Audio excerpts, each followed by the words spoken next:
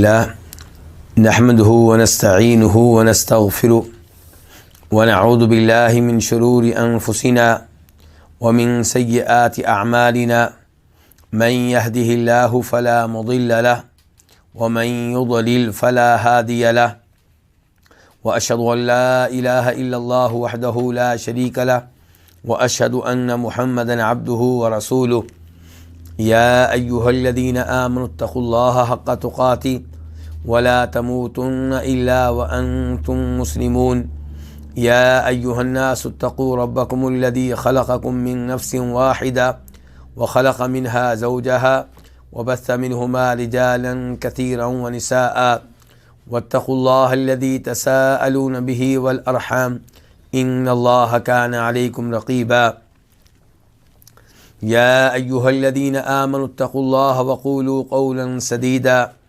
يصلح لكم أعمالكم ويغفر لكم ذنوبكم ومن يطع الله ورسوله فقد فاز فوزا عظيما أما بعد فإن خير الحديث كتاب الله وخير الهدي هدي محمد صلى الله عليه وسلم وشر الأمور محدثاتها وكل محدثة بدعة وكل بدعة ضلالة وكل ضلالة في النار۔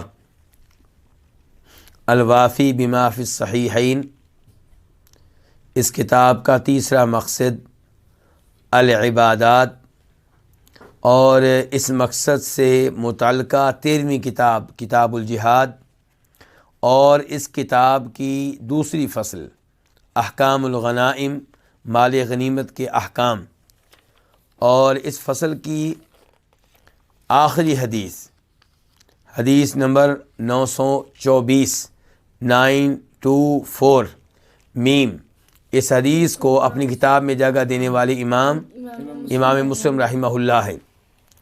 عن عمر بن الخطاب قال، جناب عمر بن خطاب رضی اللہ عنہ سے روایت ہے، وہ کہتے ہیں کہ لما کان یوم خیبر اقبل نفر من صحابۃ النبی صلی اللہ علیہ وسلم فقالوا فلان شہید فلان شہید۔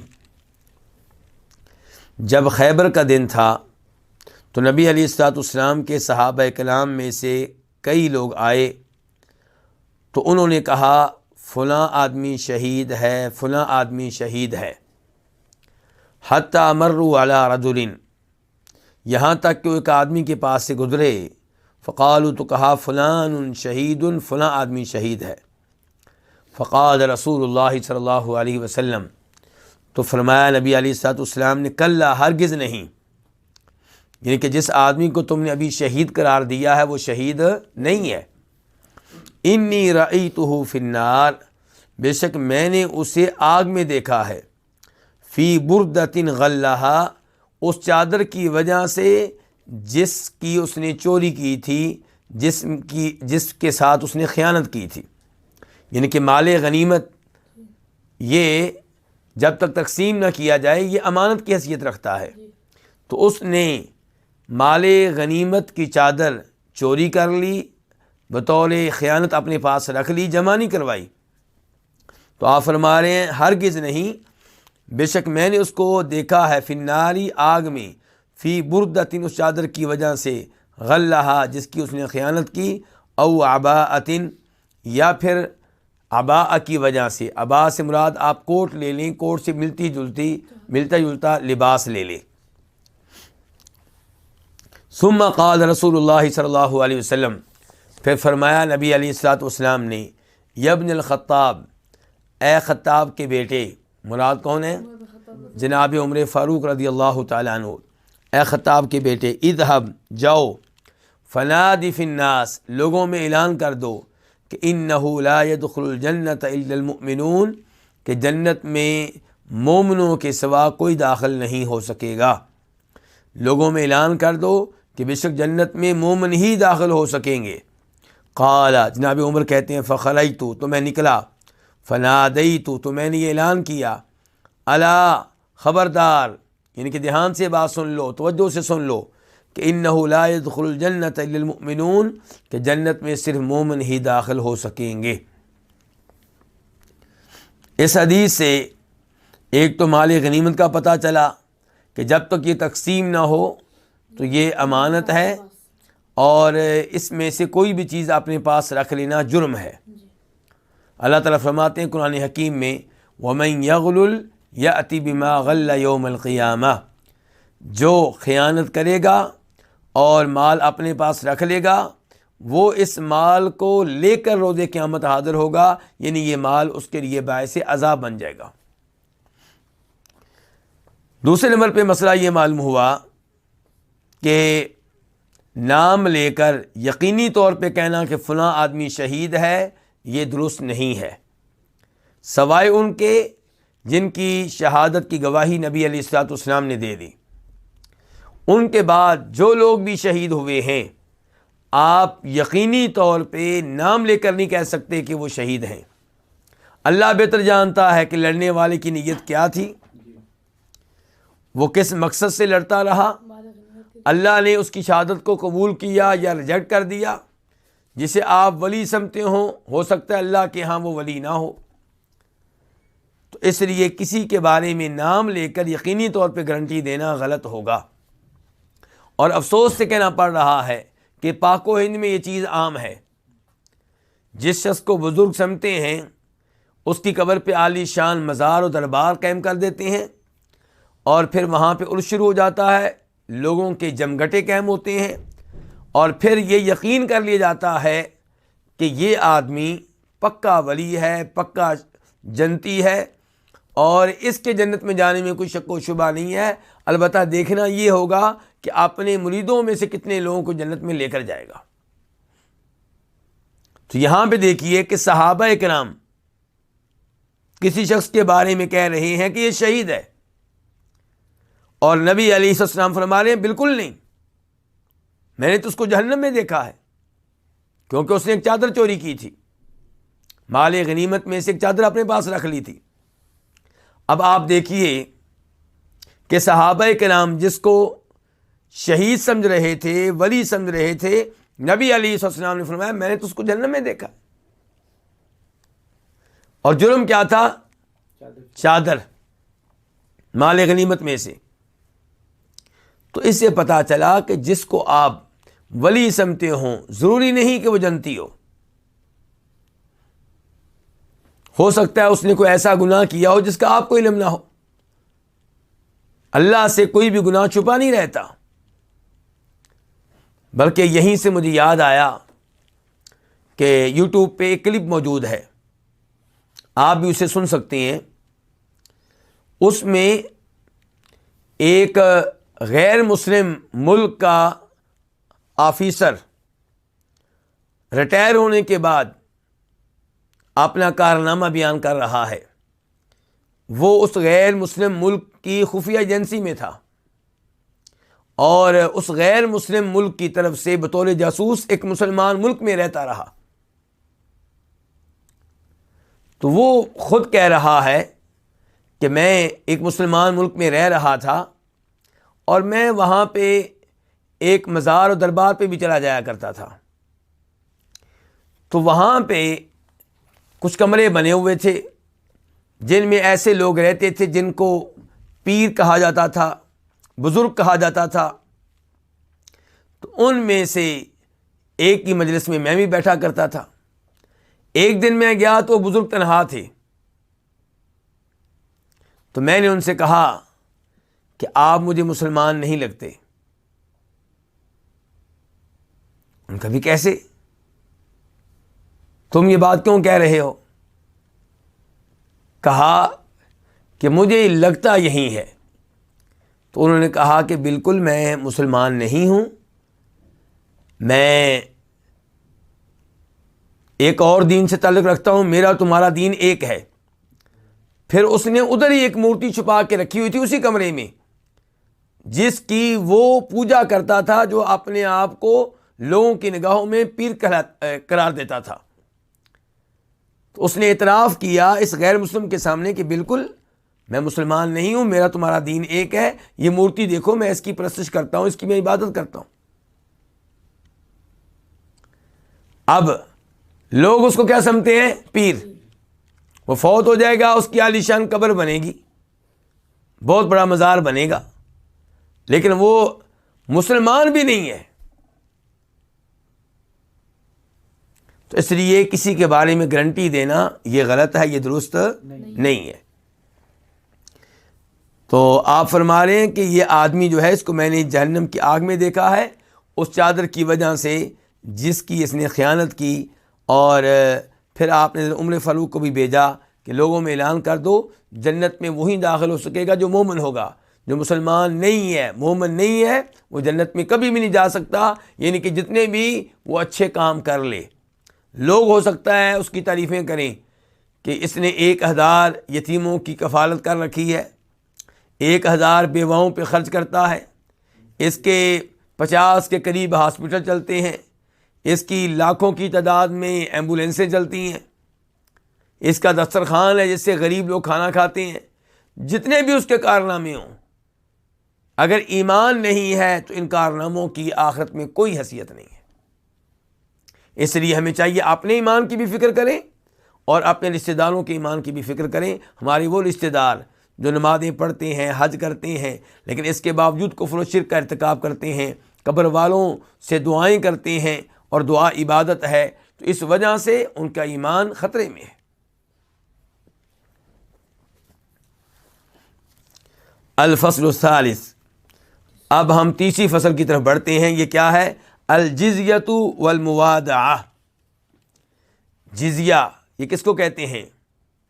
یہ اس ٹیکس کو کہتے ہیں جو ان غیر مسلموں سے لیا جاتا تھا جو مسلمان علاقے میں رہتے تھے. مسلمان گارنٹی دیتے تھے کہ یہاں پہ تمہاری عزت محفوظ رہے گی اور تمہاری جان محفوظ رہے گی, تمہیں امن و امان ملے گا, لیکن تمہیں ٹیکس ادا کرنا ہوگا. تو یہ ٹیکس لیا جاتا تھا کن سے؟ غیر مسلموں سے.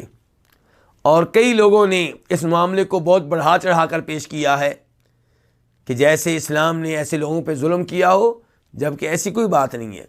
یہ ٹیکس صرف ان لوگوں سے لیا جاتا تھا جو لڑنے کے قابل ہوتے تھے, عورتوں سے نہیں, بچوں سے نہیں, بوڑھوں سے نہیں.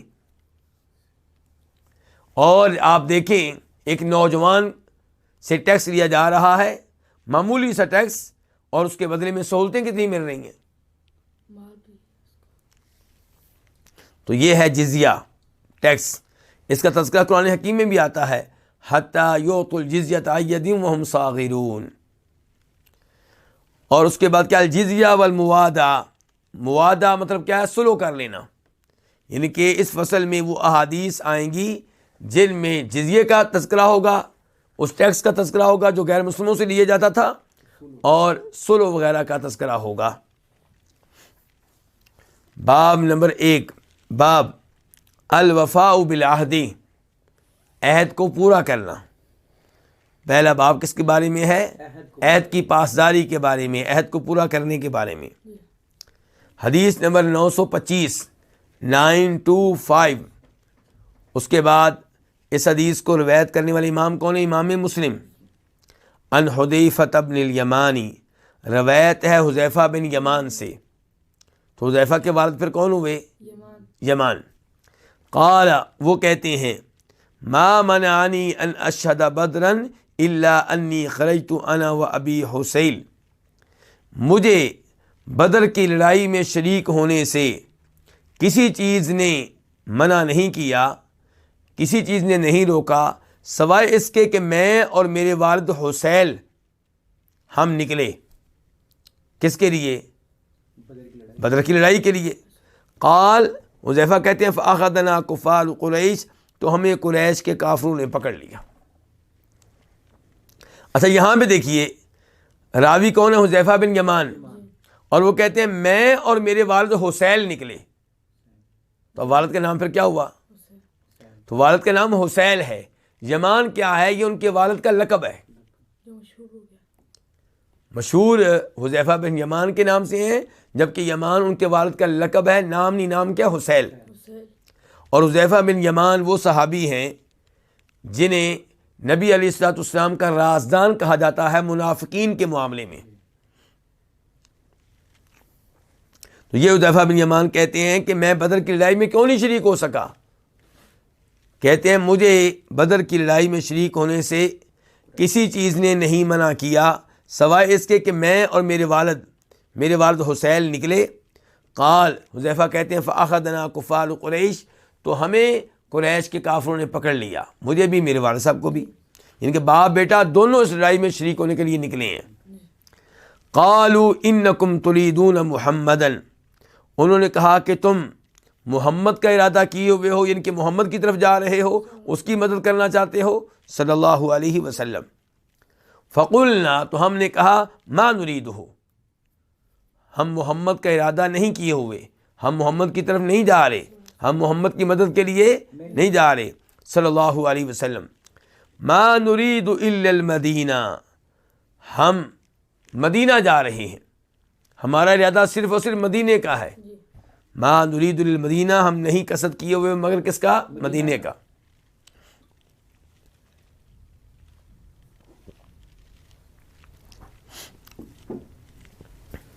فَأَخَذُوا مِنَّا عَهْدَ اللَّهِ وَمِيثَاقَهُ لَنَنصَرِفَنَّ إِلَى الْمَدِينَةِ، تو انہوں نے ہم سے اللہ کے نام پہ عہد لیا اور میثاق لیا کہ ہم لازمی طور پہ مدینہ جائیں گے. وَلَا نُقَاتِلُ مَعَهُ، اور ہم ان کے ساتھ مل کر نہیں لڑیں گے، یعنی کہ محمد کے ساتھ مل کر کفار سے نہیں لڑیں گے صلی اللہ علیہ وسلم.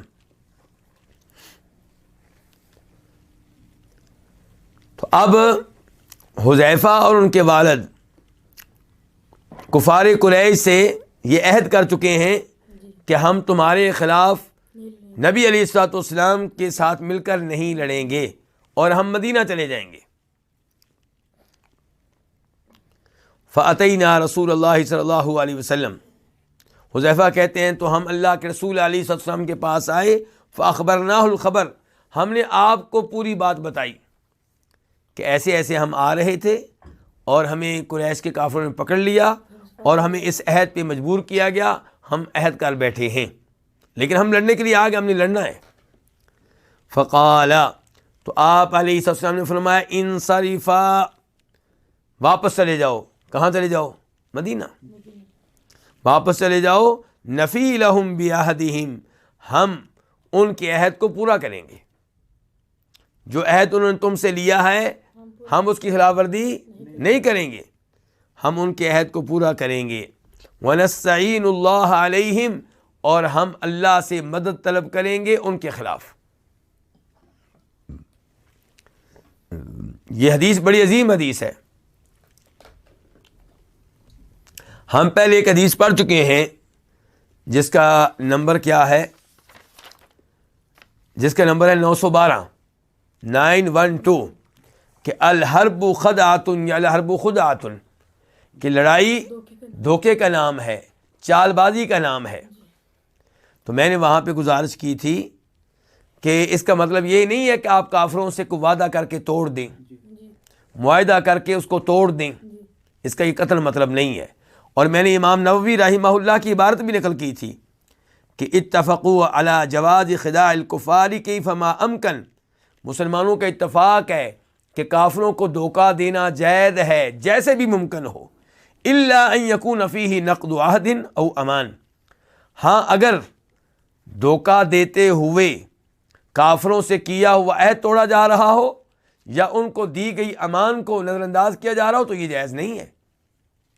تو اب یہاں پہ آپ دیکھیے کہ حذیفہ بن یمان اور ان کے والد سے قریشیوں نے عہد لیا ہے زبردستی، اور وہ بدر میں پہنچ گئے. اور مسلمان اس لڑائی میں زیادہ تھے کہ تھوڑے تھے؟ بہت تھوڑے. اور مسلمانوں کی پہلی باقاعدہ لڑائی تھی اہل مکہ کے ساتھ. اس لڑائی میں مسلمانوں کو ایک ایک مجاہد کی ضرورت تھی. اس کے باوجود عہد کی پاسداری آپ دیکھیے، چاہے وہ عہد کافروں نے لیا ہو، چاہے وہ معاہدہ آپ نے کافروں سے کر رکھا ہو، عہد کی پاسداری دیکھیے. آپ کہہ رہے ہیں تم دونوں باپ بیٹا واپس چلے جاؤ، ہم ان کا عہد پورا کریں گے اور اللہ سے ان کے خلاف مدد مانگیں گے. اس ایک اور پیغام ملا کہ مسلمان جنگ جیتا کرتے ہیں اللہ کی مدد سے، اللہ کو راضی کر کے، اللہ کی اطاعت کر کے، اللہ کو ناراض کر کے جنگ جیتنا ممکن نہیں ہے۔ آپ دیکھیں آپ کیا کہہ رہے ہیں، تم واپس چلے جاؤ، ہم عہد کو پورا کریں گے، یعنی کہ ہم اللہ تعالیٰ کے احکام کے اوپر عمل کرتے ہوئے عہد کو پورا کریں گے، اور پھر یہ اطاعت والا کام کر کے، یہ نیکی والا کام کر کے، یہ خیر والا کام کر کے اللہ سے مدد مانگیں گے۔ تو جنگ جیتنی ہے مسلمانوں نے تو کیا کریں؟ اللہ کی شریعت پہ عمل کریں، اللہ کے دین پہ عمل کریں، اللہ کے قرآن پہ عمل کریں۔ کبیرہ گناہوں کا ارتکاب کر کے، کفر و شرک کے اڈے قائم کر کے، اور اعلانیہ طور پہ سود کو رواج دے کر ہم اللہ تعالیٰ کو ناراض کر کے کافروں سے جیت نہیں سکتے۔ جناب عمر فاروق نے کہا تھا، اور ان کی گفتگو کا خلاصہ آپ کے سامنے رکھ رہا ہوں، کہ ہم میں اور کافروں میں فرق کس چیز کا ہے؟ اللہ کی اطاعت کا، ورنہ اسباب کے لحاظ سے، تعداد کے لحاظ سے وہ ہم سے زیادہ ہوتے ہیں۔ تو اگر ہم بھی اللہ کو ناراض کر بیٹھیں تو پھر تو وہی جیتیں گے، کیونکہ اسباب کے لحاظ سے وہ ہم سے آگے ہیں، تعداد کے لحاظ سے ہم سے آگے ہیں، اسلحہ کے لحاظ سے ہم سے آگے ہیں۔ تو ہم کیسے جیت سکتے ہیں؟ اللہ کی مدد سے، اللہ کو راضی کر کے، اللہ کی اطاعت کر کے۔ تو بہرحال اس پہلے باب سے کیا پتہ چلا؟ عہد کی پاسداری کرنی چاہیے۔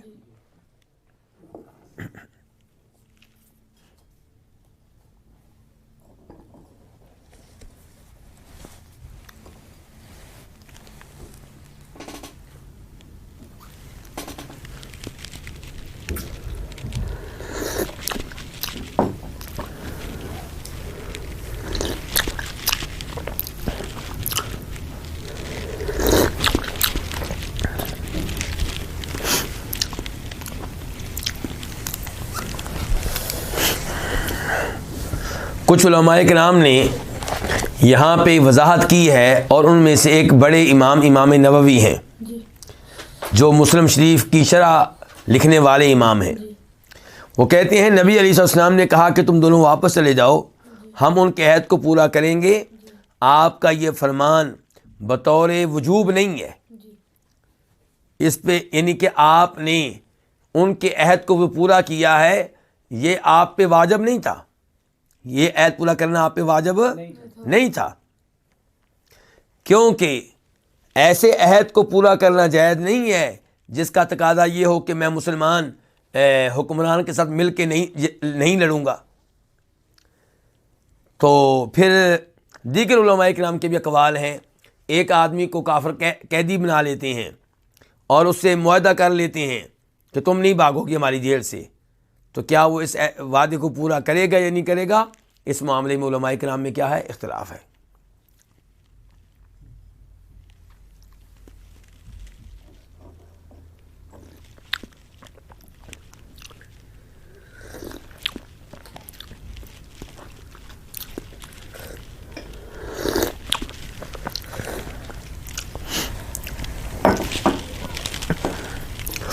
باب نمبر 2، باب امان النساء و جوارہن، عورتوں کا امان دے دینا، کسی کافر کو کیا دے دینا؟ امان دے دینا، اور ان کو پناہ دے دینا، اور ان کا پناہ دینا، کن کا؟ عورتوں کا، یعنی کہ عورتوں کی جانب سے کسی کافر کو امان دے دینا یا پناہ دے دینا، کیا اس کا اعتبار کیا جائے گا یا نہیں؟ نبی علیہ الصلوۃ والسلام کی احادیث کا مفہوم اور خلاصہ یہ ہے کہ ادنا سے ادنا مسلمان کسی کافر کو امان دے دے، پناہ دے دے، تو اس کو قتل کرنا جائز نہیں ہے۔ سب لوگوں کو چاہیے کہ اس کے امان کو قبول کریں۔ اس مسلمان نے کسی کافر کو پناہ دے دی ہے اور اس کو کہہ دیا کہ تم ہمارے پاس آ جاؤ، ہمارے ملک میں آ جاؤ، ہم تمہیں کچھ نہیں کہیں گے، ہم تمہیں قتل نہیں کریں گے، تو اس نے کیا دے دی؟ پناہ دے دی، امان دے دی۔ اب کسی بھی مسلمان کے لیے جائز نہیں ہے کہ اس کی امان کو توڑیں اور اس کو قتل کریں۔ لیکن سوال پیدا ہوتا ہے کہ کیا عورتوں کی امان کا بھی اعتبار ہوگا؟ تو امام بخاری وغیرہ نے یہ احادیث لا کر اس مسئلے کو واضح کیا ہے۔ تو یہ حدیث ہے 926 926 قاف۔ اس حدیث کے بیان کرنے پہ اتفاق ہے کس کا؟ امام بخاری کا اور امام مسلم کا۔ عن ابی مرہ مولا ام ہانی بنت ابی طالب، روایت ابو مرہ سے ابو مرہ کون ہیں؟ یہ آزاد کردہ غلام ہیں ام ہانی بنت ابی طالب کے. ام ہانی بنت ابی طالب یہ نام بتا رہا ہے کہ ام ہانی کون ہے؟ جناب علی کی بہن ہیں، جناب علی کی سسٹر ہیں.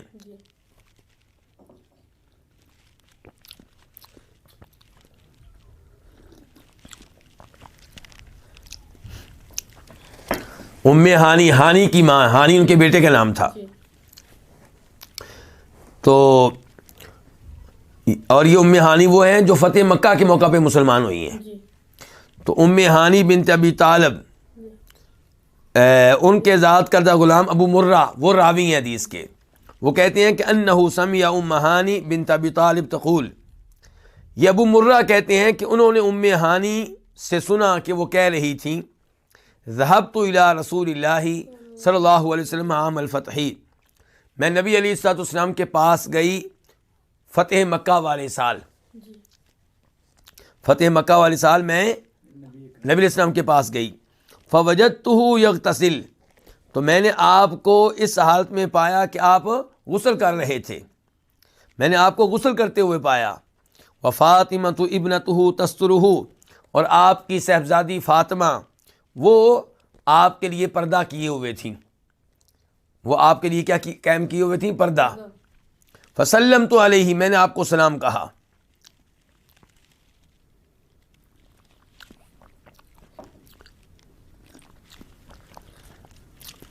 فقال، تو آپ نے کہا من ہذہ، یہ کون ہے؟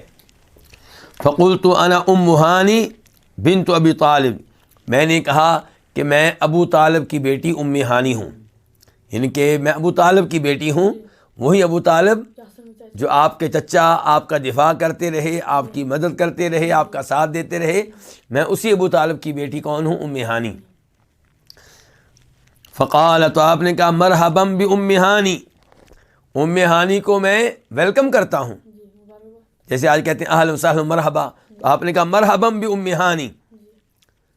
فلما فرغ من غسلہ، تو جب آپ اپنے غسل سے فارغ ہوئے، قام، آپ کھڑے ہوئے، فصلی 8 رکعات، تو آپ نے 8 رکعتیں ادا کیں.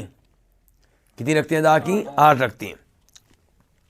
ملتحفا فی ثوب واحد، جبکہ آپ ایک ہی چادر میں لپٹے ہوئے تھے.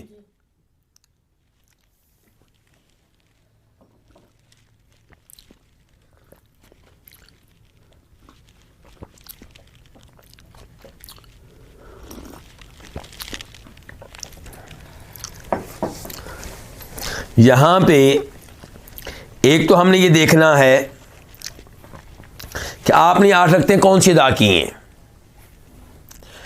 کچھ علماء کرام کا موقف یہ ہے کہ چونکہ مکہ فتح ہوا تھا تو آپ نے اللہ کا شکر ادا کرتے ہوئے یہ 8 رکعتیں ادا کی ہیں، تو یہ نماز شکر ہوئی، یہ شکرانہ نماز ہوئی.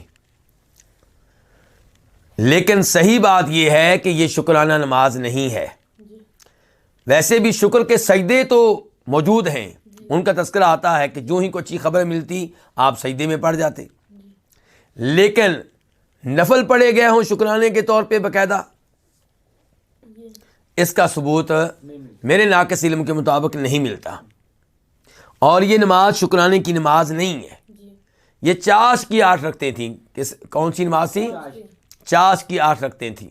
تو چاش کے آپ 2 رکعتیں بھی پڑھ سکتے ہیں، 4 بھی پڑھ سکتے ہیں، اس سے زیادہ بھی پڑھ سکتے ہیں، 8 بھی پڑھ سکتے ہیں. اس کے بعد ام ہانی کہہ رہی ہیں آپ نے 8 رکعتیں کیسے ادا کی؟ لباس کیا پہنا ہوا تھا آپ نے؟ ایک چادر. اس سے پتہ چلا کہ ننگے سر نماز پڑھنا جائز ہے، بلکہ خود نبی علیہ الصلوۃ والسلام نے ننگے سر نماز ادا کی ہے. جب ایک چادر میں آپ لپٹ کے نماز پڑھیں گے تو سر آپ ڈھانکنا ممکن نہیں ہے. وہ چادر پنڈلیوں سے کہاں تک پہنچے گی؟ بڑی مشکل سے کندھوں تک. تو آپ کا ایک چادر میں لپٹ کے نماز پڑھنا دلیل ہے کہ آپ نے اس موقع پہ نماز پڑھی ہے، تو آپ کا سر کیا تھا؟ ننگا تھا. فقلت، تو میں نے کہا یا رسول اللہ، اے اللہ کے رسول، زعم ابن امی علی انہ قاتل رجلا قد اجرتہ، اے اللہ کے رسول، میری ماں کے بیٹے کا یہ دعویٰ ہے، میری ماں کے بیٹے علی کا یہ دعویٰ ہے میری ماں کے بیٹے علی کا یہ دعویٰ ہے کہ وہ اس آدمی کو قتل کرے گا جس کو میں نے پناہ دی ہے، فلاں حبیرہ کا بیٹا، فلاں حبیرہ کا بیٹا۔ یہ ایک تو ام ہانی نے کیا کہا ہے کہ میری ماں کے بیٹے علی نے، اس کا یہ کہنا ہے، اس کا یہ موقف ہے، اس کا یہ کہنا ہے کہ وہ قتل کرے گا۔ تو کیا از علی ام ہانی کے ماں کی طرف سے بھائی ہیں یا دونوں طرف سے؟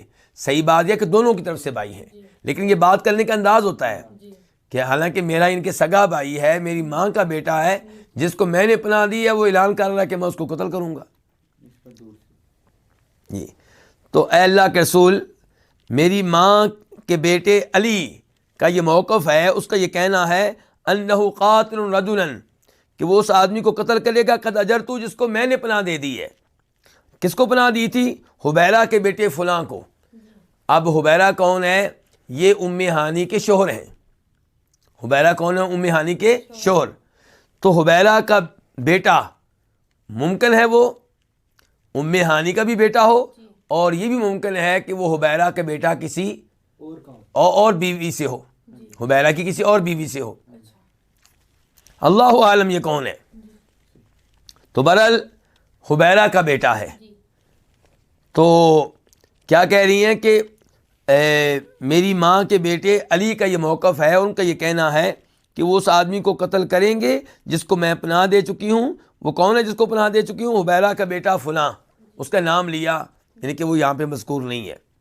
فقال رسول اللہ صلی اللہ علیہ وسلم، تو فرمایا نبی علیہ الصلوۃ والسلام نے، قد اجرنا من اجرتی یا ام ہانی، اے ام ہانی، ہم نے اس کو پناہ دے دی جس کو تو نے پناہ دے دی ہے، یعنی کہ تیری پناہ کا اعتبار ہوگا، تیری پناہ کو ہم مانتے ہیں۔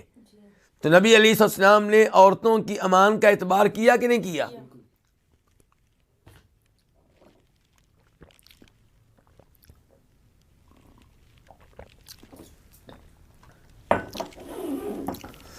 جس زمانے میں نبی علیہ السلام نے عورتوں کی امان کا اعتبار کیا ہے، اس زمانے میں عورتوں کو کوئی بھی مقام و مرتبہ نہیں دیا جاتا تھا۔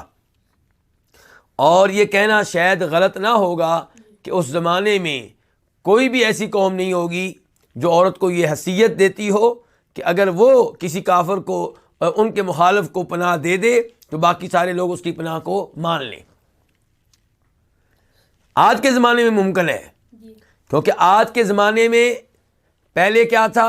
پہلے تفرید تھی، عورتوں کو ان کے حقوق دینے میں کیا تھی؟ کمی کوتاہی تھی، تفرید۔ اور اب کیا شروع ہو گیا؟ افراط، حد سے آگے بڑھنا۔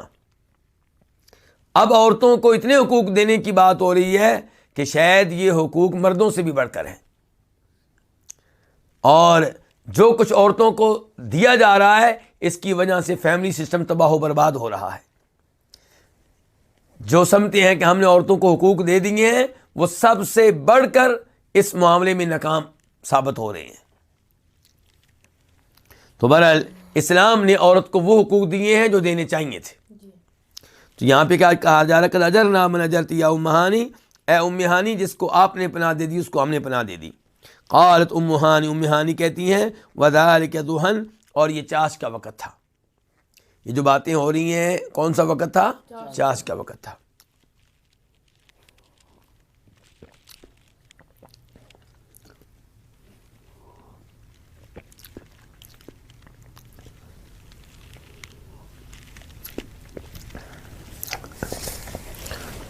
اس کے بعد باب نمبر 3، باب اسم من قتل معاہدا، گناہ اس شخص کا جو کسی ذمی کو قتل کر دے، ایسے شخص کو قتل کر دے جس سے معاہدہ ہو چکا ہو، جو مسلمان ملک میں رہ رہا ہو اور جزیہ ادا کرتا ہو، ٹیکس ادا کرتا ہو۔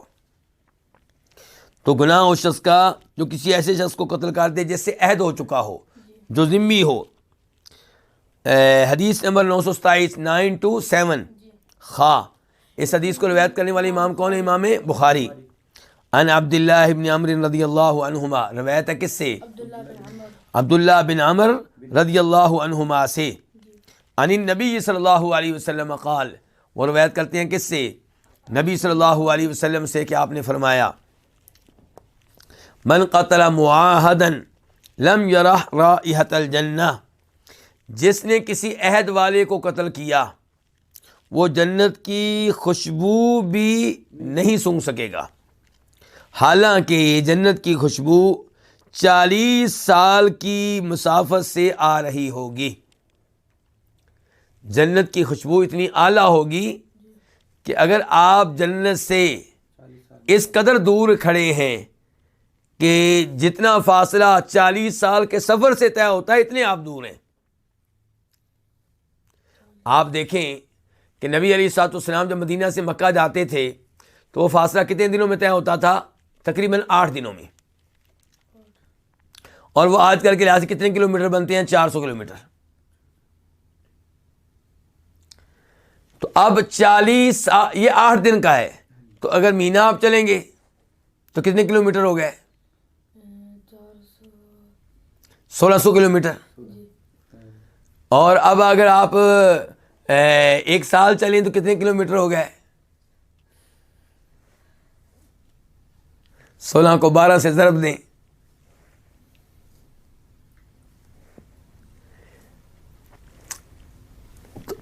تو اس انداز سے آپ حساب کر لیں، آپ دیں ضرب، اس حساب سے آپ دیکھ لیں کہ 1 سال میں کتنے کلومیٹر بنتے ہیں، اور اس کے بعد پھر آپ دیکھیں کہ 40 سال میں کتنے کلومیٹر بنتے ہیں۔ یعنی کہ آپ دیکھیں کہ جنت کی خوشبو اتنی تیز ہوگی کہ وہ اتنی دور سے آ رہی ہوگی، لیکن کسی ایسے آدمی کو قتل کرنا جس سے عہد ہو چکا ہے، جس کو امان دی جا چکی ہے، جو مسلمانوں کے ہاں رہ رہا ہے، تو اس کو اگر آپ قتل کریں گے تو اتنا بڑا جرم ہے کہ وہ شخص جو یہ جرم کرے گا وہ جنت کی خوشبو نہیں پا سکے گا، حالانکہ جنت کی خوشبو 40 سال کی دوری سے آ رہی ہوگی، 40 سال کی مسافت سے آ رہی ہوگی۔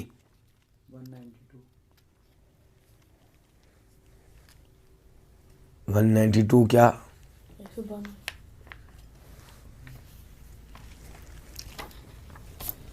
تو بہرحال آپ سب لوگ پڑھے لکھے ہیں، آپ خود حساب کر سکتے ہیں، یعنی کہ ایک اندازہ کر سکتے ہیں کہ 40 سال سفر کریں تو کتنے کلومیٹر فاصلہ بنتا ہے، اور جنت سے کتنی دور شخص کھڑا ہوگا اور اس کو خوشبو آ رہی ہوگی۔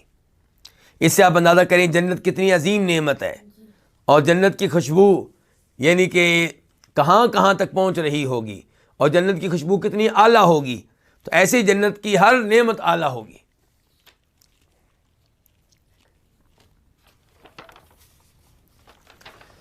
اس کے بعد باب نمبر 4، باب تحریم الغدر، حدیث نمبر 928، 928، تحریم الغدری، دال کے اوپر سکون پڑا جائے گا، تحریم الغدری، بد عہدی کی حرمت، یعنی کہ معاہدہ توڑ دینا یہ حرام ہے۔ اس باب میں تذکرہ ہوگا اس چیز کا کہ معاہدہ کر کے معاہدہ توڑ دینا یہ کیا ہے؟ حرام ہے۔ حدیث نمبر 928، قاف، اس حدیث کو اپنی کتاب میں جگہ دینے والے کون ہیں؟ امام بخاری اور امام مسلم۔ عن ابن عمر، روایت ہے جناب عبداللہ بن عمر رضی اللہ عنہما سے، ان رسول اللہ صلی اللہ علیہ وسلم قال، کہ بے شک رسول اللہ صلی اللہ علیہ وسلم نے فرمایا، ان الغادر ينصب له لواء یوم القیامہ، کہ بے شک بد عہدی کرنے والے کے لیے، معاہدے کو توڑ دینے والے کے لیے قیامت کے دن اس کے لیے قیامت کے دن ایک جھنڈے کو نصب کیا جائے گا۔ جو بد عہدی کرنے والا ہے اس کے لیے روز قیامت ایک جھنڈا نصب کیا جائے گا۔ فیقال، تو کہا جائے گا، ہذہ غدرۃ فلان ابن فلان، یہ فلاں بن فلاں کی بد عہدی کا نشان ہے، اس کی بد عہدی کی علامت ہے، یعنی تاکہ پوری دنیا کو پتہ چل جائے کہ یہ کتنا غلط آدمی ہے اور اس نے کتنا غلط کام کیا تھا، اس کے لیے جھنڈا نصب کیا جائے گا، اور اعلان ہو رہا ہوگا کہ یہ فلاں بن فلاں کی بد عہدی کا نشان ہے، اس کی بد عہدی کی علامت ہے۔ اور اس حدیث سے دیگر مسائل کے علاوہ یہ بھی پتہ چلا کہ روز قیامت ہر انسان کو اس کے باپ کی طرف منسوب کیا جائے گا، ماں کی طرف نہیں یہ جو مشہور ہے لوگوں میں کہ روز قیامت ہر ایک کو منسوب کیا جائے گا کس کی طرف؟ ماں کی طرف. کیوں؟ کہتے ہیں تاکہ اگر کسی عورت نے غلط کام کیا ہے تو اس کے اوپر پردہ پڑا رہے. تو یہ بات صحیح نہیں ہے، اس کی کوئی دلیل نہیں ہے. اور یہ حدیث بتا رہی ہے کہ روز قیامت جس کا نام لیا جائے گا اسے اس کے باپ کی طرف منسوب کیا جائے گا. تو کیا کہہ رہے ہیں آپ کہ قیامت کے دن اس شخص کے لیے جھنڈا نصب کیا جائے گا جو بدعہدی کرنے والا ہوگا، اور کہا جائے گا یہ فلاں بن فلاں کی بدعہدی کا نشان ہے. تو اس سے پتہ چل رہا ہے کہ معاہدہ توڑنا کتنا بڑا جرم ہے، معاہدے کی خلاف ورزی کرنا کتنا بڑا جرم ہے. اس کے بعد حدیث نمبر 929 929 میم. اس حدیث کو بیان کرنے والے امام کون ہے؟ امام مسلم. عن ابی سعید قال، روایت ہے جناب ابو سعید سے، وہ کہتے ہیں قال رسول اللہ صلی اللہ علیہ وسلم، فرمایا رسول اللہ صلی اللہ علیہ وسلم نے، لکل غادر لواء یوم القیامہ یرفع له بقدر غدری، کہ قیامت کے دن ہر اس شخص کے لیے جھنڈا بلند کیا جائے گا، ہر اس شخص کے لیے جو بدعہدی کرنے والا ہوگا. قیامت کے دن ہر اس شخص کے لیے جھنڈا بلند کیا جائے گا جو بدعہدی کرنے والا ہوگا. وہ کتنا بلند کیا جائے گا؟ یرفع له بقدر غدرہ، اس کی بدعہدی کی مقدار کے برابر، اس کی بدعہدی کے بقدر وہ جھنڈا جو ہے بلند کیا جائے گا. اگر کسی کی بدعہدی ہلکی ہے تو جھنڈا بلند ہوگا کم فاصلے پہ، اگر کسی کی بدعہدی بڑی ہے تو جھنڈا بہت اونچا ہوگا. الا خبردار، ولا غادر آدم غدرا من امیر عامت، اور غدر کے لحاظ سے، بدعہدی کے لحاظ سے اس سے بڑا بدعہد کوئی نہیں ہے.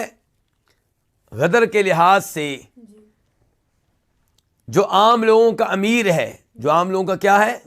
عام لوگوں کا امیر، عام لوگوں کا سربراہ، اس کی بدعہدی سے بڑھ کر کسی کی بدعہدی نہیں ہے.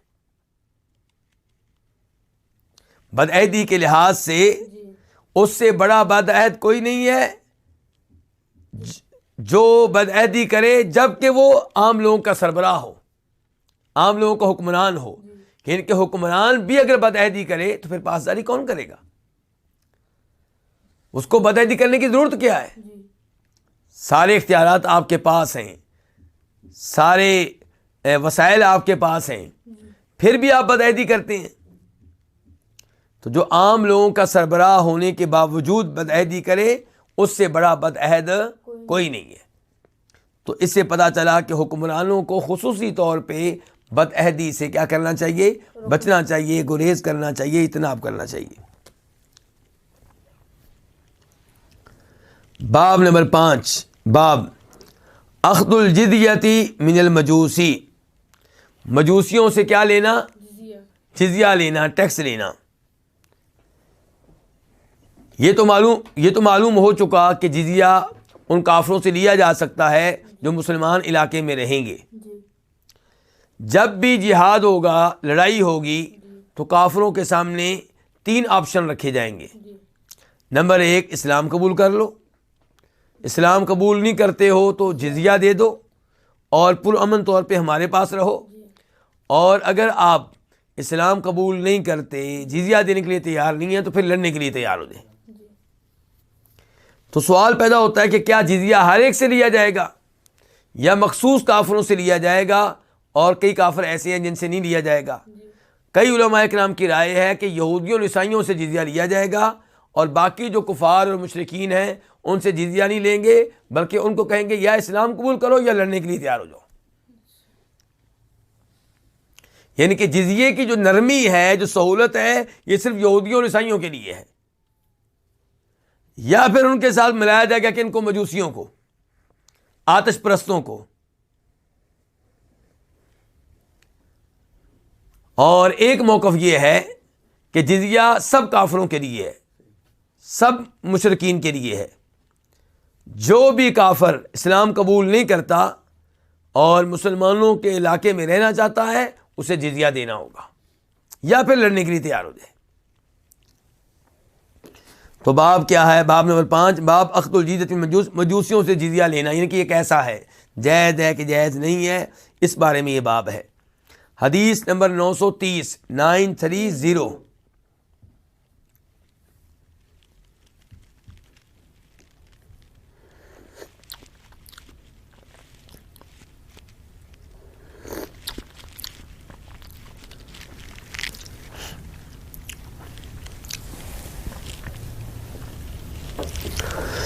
عن عمرو بن دینار، امام بخاری اس حدیث کو روایت کرتے ہیں کس سے؟ عمرو بن دینار سے.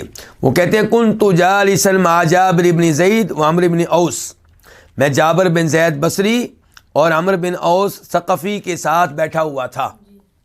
فحدثہما بجالۃ سنۃ 70، تو انہیں بتایا بجالہ نے سن 70 ہجری میں، کس سال؟ 70، یعنی کہ 70 ہجری والے سال بجالہ نے بتایا. اور بجالہ کون ہے؟ بجالہ بن عبدہ التمیمی البصری، اور یہ تابعی ہیں. یہ کون ہیں؟ تابعی ہیں، ایک عظیم الشان تابعی ہیں، بڑے تابعی ہیں، مشہور تابعی ہیں.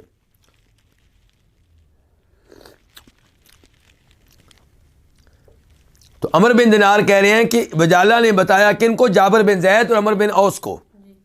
کس سال؟ سن 70 ہجری میں. اور یہ کون سا سال ہے؟ کہتے ہیں عام حج مصعب بن زبیر باہل البصرہ، جس سال مصعب بن زبیر نے اہل بصرہ کے ساتھ حج کیا، جس سال مصعب بن زبیر نے اہل بصرہ کو حج کرایا. عند درج زمزم، کہاں پہ بجالہ نے یہ بات بیان کی؟ زمزم کی سیڑھیوں کے پاس بیٹھ کر، زمزم کی سیڑھیوں کے پاس بیٹھ کر.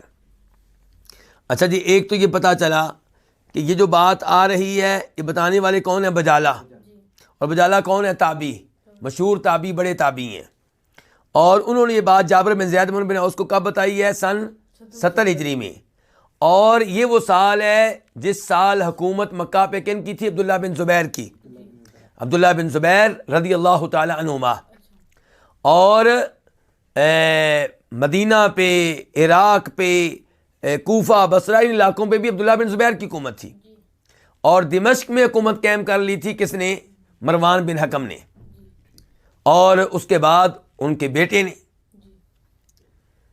تو ادھر ان کی حکومت تھی، ادھر عبداللہ بن زبیر کی تھی. تو بصرہ پہ جو حکمران تھے، بصرہ کے جو گورنر تھے، وہ عبداللہ بن زبیر کے بھائی تھے. کون؟ مصعب بن زبیر.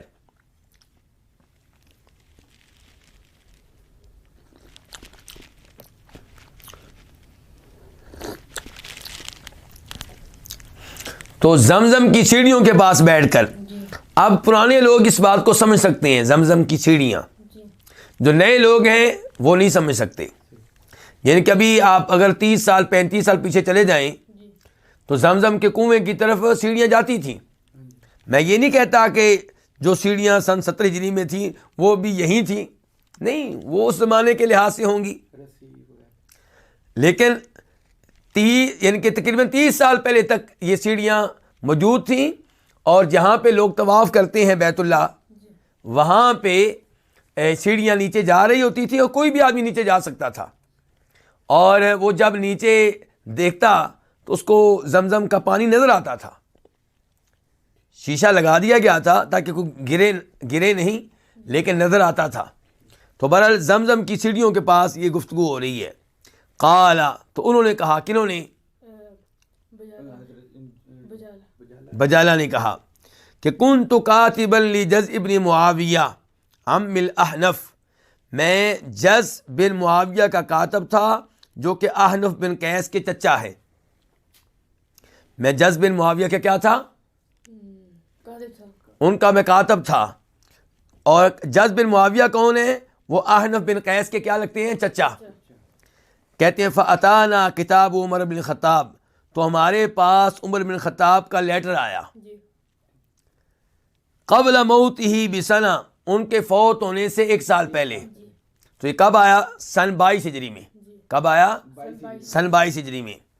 تو اس لیٹر میں کیا تھا؟ فرقوا بین کل ذی محرم من المجوسی، مجوسیوں میں سے ہر ان 2 لوگوں کے مابین جدائی ڈال دو جو محرم ہیں، یعنی کہ ہر وہ میاں بیوی جو کیا ہے؟ محرم ہیں، ان میں جدائی ڈال دو.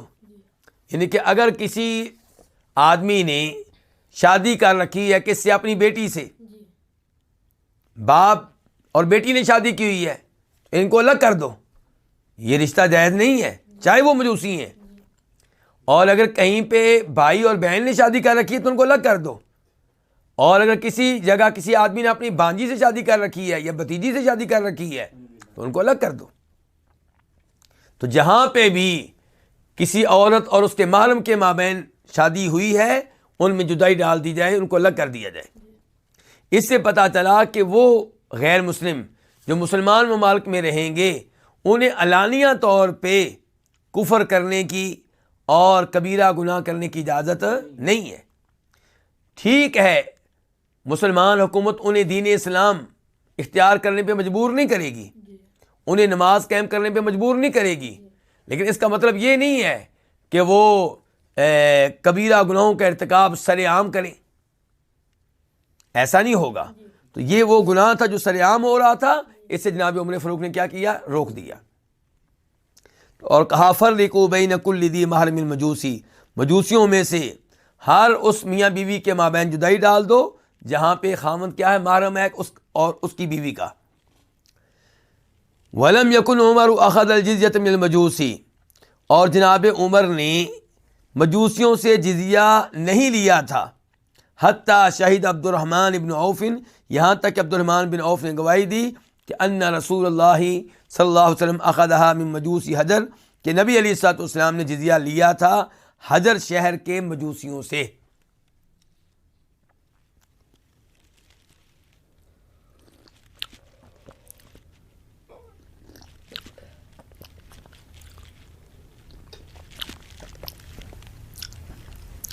تو مجوسیوں سے جزیہ لینا نہ لینا اس مسئلے میں جناب عمر کو تردد تھا، اشکال تھا، کیونکہ جزیہ لینا بنیادی طور پہ یہ سہولت ہے.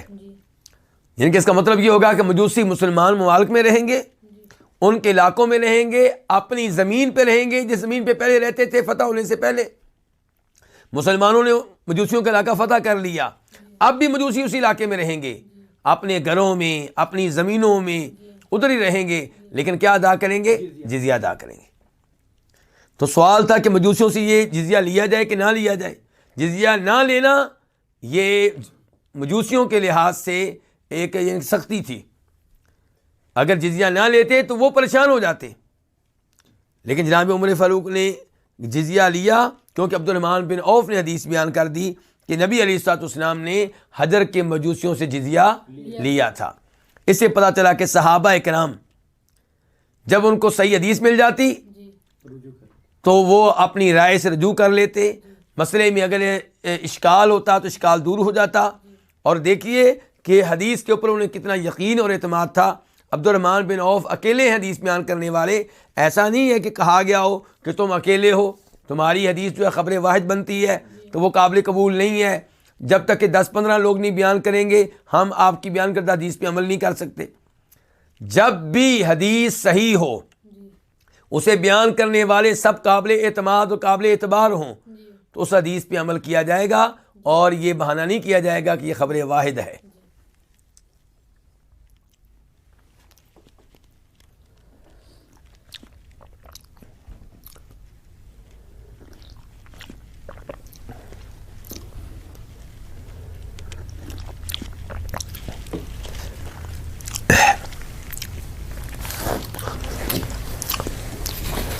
اس کے ساتھ ہی تیسری فصل اپنے اختتام کو پہنچی اور اب ہم پڑھنے لگے ہیں چوتھی فصل الخیل والرمی.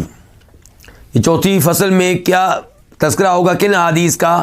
وہ احادیث جو گھوڑے کے بارے میں ہیں، تیر اندازی کے بارے میں، نشانہ بازی کے بارے میں، اور جو جانوروں میں دوڑ کے بارے میں ہے، جانوروں میں دوڑ کروانا، گھوڑوں میں، اونٹوں میں، اس بارے میں۔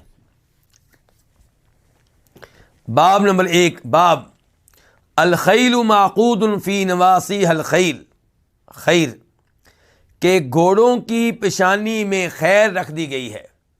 گھوڑوں کی پیشانی میں کیا رکھ دی گئی ہے؟ خیر رکھ دی گئی ہے، گھوڑوں کی پیشانی کے ساتھ خیر باندھ دی گئی ہے۔ تو باب نمبر 1، اور اب اس کے بعد حدیث نمبر 931 931 قاف، اس حدیث کے بیان کرنے پہ اتفاق ہے کس کا؟ امام بخاری، امام مسلم کا۔ عن عروۃ البارقی ان النبی صلی اللہ علیہ وسلم قال، عروہ بارقی سے روایت ہے کہ بے شک نبی صلی اللہ علیہ وسلم نے فرمایا، الخیل معقود فی نواسیھا الخیر الی یوم القیامہ، کہ گھوڑوں کی پیشانیوں میں قیامت تک کے لیے خیر رکھ دی گئی ہے۔ وہ خیر کیا ہے؟ الاجر والمغنم، اجر و ثواب بھی اور مال غنیمت بھی۔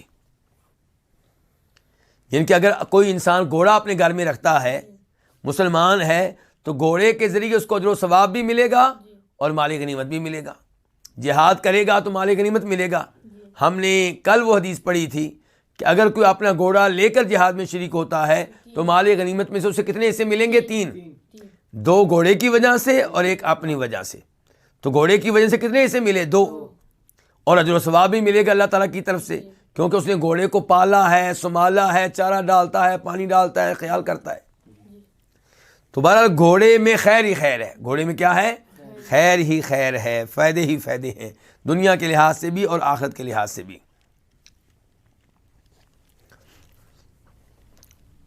اس کے بعد باب نمبر 2، باب من احتبس فرسا فی سبیل اللہ، یہ باب اس شخص کے بارے میں ہے جس نے اللہ کی راہ میں گھوڑا روک لیا، گھوڑا رکھا۔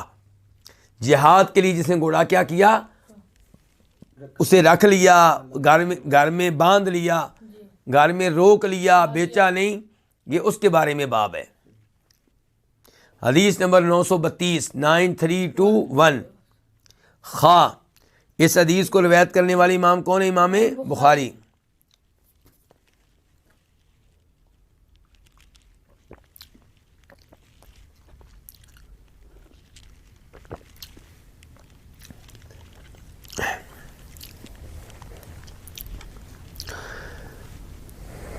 جناب ابو ہریرہ سے روایت ہے، قال، وہ کہتے ہیں، قال النبی صلی اللہ علیہ وسلم، فرمایا نبی صلی اللہ علیہ وسلم نے، من احتبس فرسا فی سبیل اللہ، جس نے اللہ کی راہ میں گھوڑا رکھا، یعنی کہ جہاد کے لیے گھوڑا رکھا، ایمانا باللہ، اللہ پہ ایمان لانے کی وجہ سے۔ گھوڑا کیوں رکھا ہے؟ یہ اللہ پہ ایمان لانے کا تقاضا ہے، چونکہ اللہ کو مانتا ہے، اللہ کے احکام کو مانتا ہے، اللہ کے قرآن کو مانتا ہے، تو اللہ کی نازل کردہ آیات پہ عمل کرتے ہوئے جہاد کو اہمیت دیتے اس نے گھوڑا رکھا ہوا ہے۔ تو جس نے اللہ کی راہ میں گھوڑا رکھا، ایمانا باللہ، اللہ پہ ایمان لانے کی وجہ سے، وتصدیقا بوعدہ، اور اس کے وعدے کو سچا جاننے کی وجہ سے، اس کے وعدے کو درست ماننے کی وجہ سے۔ کون سا وعدہ؟ جو اللہ نے وعدہ کیا ہے گھوڑا رکھنے پہ اجر و ثواب کا۔ اچھا، تو جو گھوڑا رکھے گا اس کے ساتھ کیا ہوگا؟ جس نے رکھا گھوڑا کیوں ہے؟ اللہ پہ ایمان لانے کی وجہ سے، لوگوں سے شباش لینے کے لیے نہیں، اور اللہ کے کیے ہوئے وعدوں کو درست جاننے کی وجہ سے۔ تو فإن شبعہ وریہ وروثہ وبولہ فی میزان یوم القیامہ، کہ بے شک اس کا سیراب ہونا، کس کا؟ گھوڑے کا، یعنی کہ جی بھر کر کھانا، چارہ کھانا۔ فإن شبعہ، اس کا یعنی کہ چارے وغیرہ سے اپنا پیٹ بھر لینا، وریہ، اور اس کا پانی سے سیراب ہونا، وروثہ، اور اس کی لید، وبولہ، اور اس کا پیشاب، فی میزان ہی یوم القیامہ، قیامت کے دن اس کے ترازو میں ہوگا۔ کس کے ترازو میں؟ ایک جس نے گھوڑا رکھا ہے، نیت صاف ہو، اللہ کی وجہ سے رکھا ہو، تو ثواب دیکھیے، گھوڑا جب بھی چارہ کھائے گا اس کو ثواب ملے گا، گھوڑا جب بھی پانی پیے گا اس کو ثواب ملے گا، گھوڑا لید کرے گا اس کو ثواب ملے گا، کیونکہ یہ لید اٹھائے گا، اس کو پھینکے گا، گھوڑا پیشاب کرے گا اس کی وجہ سے بھی اس کو ثواب ملے گا۔ تو یہ چارہ، یہ پانی، یہ گوبر، یہ لید، یہ پیشاب سارے کا سارا قیامت کے دن اس کی نیکیوں کے ترازو میں موجود ہوگا۔ تو اسے کیا پتہ چلا پھر گھوڑوں میں خیر ہے کہ نہیں ہے، اور پتہ چلا کہ جہاد کے لیے گھوڑا رکھنا کتنا عظیم عمل ہے۔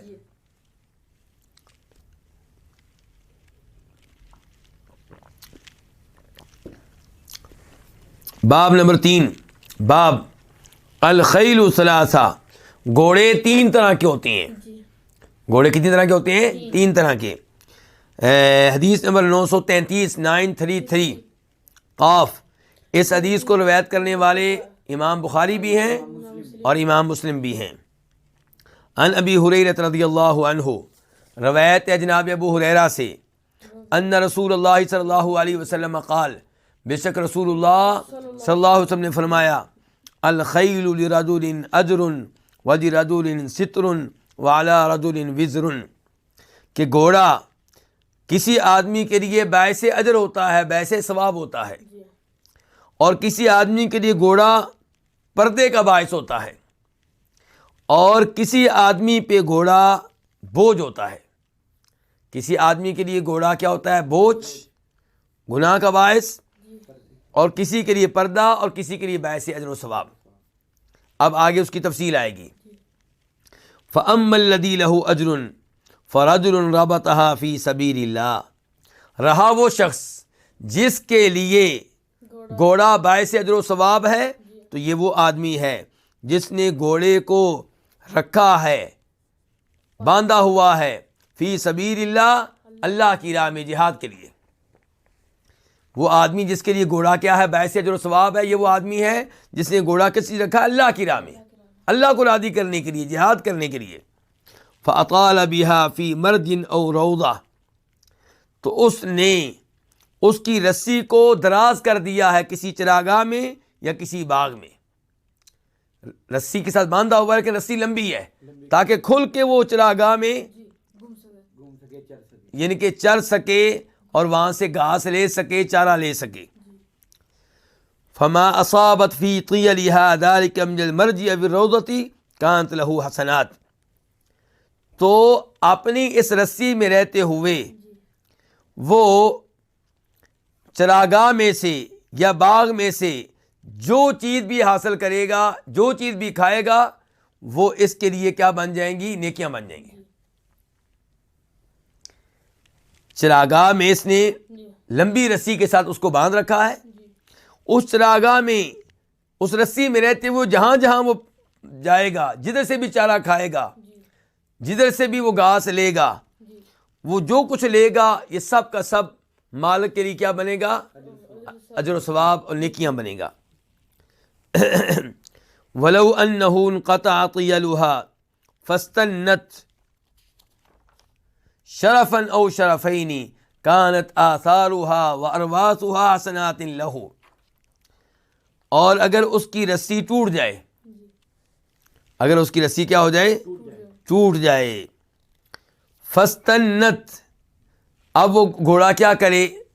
وہ دوڑے ایک چوٹی پہ یا 2 چوٹیوں پہ، وہ دوڑے ایک چکر یا 2 چکر، یعنی کہ چونکہ اس کی رسی ٹوٹ گئی ہے، اب وہ خوشی سے پاؤں اٹھاتا ہے، اور پاؤں اٹھا کے ایک دفعہ نیچے لگائے یا 2 دفعہ نیچے لگائے، ادھر جائے یا ادھر جائے، اس کے پاؤں کے نشانات، کانت آثارها، اس کے پاؤں کے نشانات، وَأَرْوَاثُهَا، اور اس کی لیدیں، حسنات لہو، یہ چیزیں اس کے لیے کیا بن جائیں گی؟ نیکی بن جائیں گی۔ وہ جہاں جہاں جائے گا قدم ان کے پاؤں اٹھا کے، یہ وہاں سے لے کر آئے گا، اس کو تلاش کرے گا، اس کا خیال کرے گا، اور وہ اس دوران لید بھی کرے گا، تو یہ سارے جو پاؤں کے نشانات ہیں اور یہ جو اس کی لید ہے، یہ ساری کی ساری اس کے لیے کیا بن جائے گی؟ نیکیاں بن جائیں گی۔ وَلَوْ أَنَّهَا مَرَّتْ بِنَهْرٍ اور اگر وہ گھوڑا گزرے کسی نہر کے پاس سے فشربت منہ تو اس میں سے کیا کر لے؟ پانی پی لے. ولم یرد ان یسقیا اور اس نے اس کو پانی نہیں پلانا چاہا. مالک کا ارادہ پانی پلانے کا نہیں تھا، وہ پانی کو دیکھ کے خود ہی نہر کی طرف چلا گیا، پانی پی لیا اس نے. تو کان ذلک حسنات لہ، یہ اس کا پانی پینا بھی اس مالک کے لیے نیکیاں بن جائے گا. دیکھیے کتنی خیر ہے گھوڑے میں، کتنی برکت ہے گھوڑے میں. فہی لذلک اجر، تو یہ وہ گھوڑا ہے جو اس کے لیے، ان کے باندھنے والے کے لیے، مالک کے لیے کیا باعث اجر و ثواب ہے. دوسرے گھوڑے کا تذکرہ ہونے لگا ہے. ورجل ربطها تغنیا وتعففا، اور ایک وہ آدمی ہے جس نے گھوڑے کو باندھ رکھا ہے تغنیا، لوگوں سے بے نیاز ہونے کے لیے، تاکہ مجھے لوگوں سے مانگنا نہ پڑے. جہاں میں نے جانا ہو میرا اپنا گھوڑا موجود ہو، جہاں مجھے ضرورت ہو میرا اپنا گھوڑا موجود ہو. تو اس نے گھوڑے کو باندھ رکھا ہے، گھوڑا رکھا ہوا ہے کس لیے؟ تغنین، لوگوں سے بے نیاز رہنے کے لیے، وتعففا، اور سوال کرنے سے بچنے کے لیے، سوال کرنے سے بچنے کے لیے اس نے گھوڑا رکھا ہوا ہے. ثم لم ینس حق اللہ فی رقابها ولا ظہورها، پھر وہ اللہ کا حق نہیں بھولا جو ان گھوڑوں کی گردن میں ہے، یعنی کہ زکوٰۃ وغیرہ. پھر وہ اللہ کا حق نہیں بھولا جو ان گھوڑوں کی گردن میں ہے، ولا ظہورها، اور نہ اس حق کو بھولا ہے جو ان کی پشت میں ہے، کسی کو بٹھا لینا. کسی نے آپ سے گھوڑا مانگ لیا کہ میرے پاس گھوڑا نہیں، میں نے فلاں جگہ جانا ہے، آپ دے دیں، یا آپ جا رہے تھے اپنے پیچھے بٹھا دیں، اپنے آگے بٹھا لیں. تو فرمایا ایک وہ آدمی جس نے گھوڑا باندھ رکھا ہے، گھوڑا رکھا ہوا ہے تغنین، لوگوں سے بے نیاز رہنے کے لیے، وتعففا، اور سوال کرنے سے بچنے کے لیے. ثم لم ینس حق اللہ فی رقابها، پھر وہ نہیں بھولا اللہ کا حق جو ان گھوڑوں کی گردنوں میں ہے، اور نہ ہی اس حق کو جو ان کی پشت میں ہے. فہیا، تو یہ گھوڑے یا یہ گھوڑا لذالک ستر، اس آدمی کے لیے کیا ہے؟ پردہ ہے. پردہ کیا مطلب؟ اس نے اس کو بچایا ہوا ہے، کس سے؟ مانگنے سے، لوگوں کا محتاج ہونے سے بچایا ہوا ہے نا، تو یہ پردہ بن گیا. اس کی عزت کے لیے پردہ، اور اس کے وقار کے لیے مسئلہ یہ پردہ بن گیا. وَرَجُلٌ رَبَطَهَا فَخْرًا وَرِيَاءً وَنِوَاءً لِأَهْلِ الْإِسْلَامِ، اور ایک وہ آدمی ہے جس نے گھوڑا باندھ رکھا ہے کس لیے؟ فخر کے لیے، وَرِيَاءً، اور دکھاوے کے لیے، وَنِوَاءً لِأَهْلِ الْإِسْلَامِ، اور اہل اسلام سے دشمنی کرنے کے لیے. گھوڑا اس نے اس لیے رکھا ہوا ہے تاکہ لوگ کہیں کہ جناب بڑے اس کے پاس گھوڑے ہیں، یا اس لیے تاکہ مسلمانوں کے خلاف میں اس کو استعمال کروں، مسلمانوں سے دشمنی پوری کرنے کے لیے گھوڑا اس نے رکھا ہوا ہے.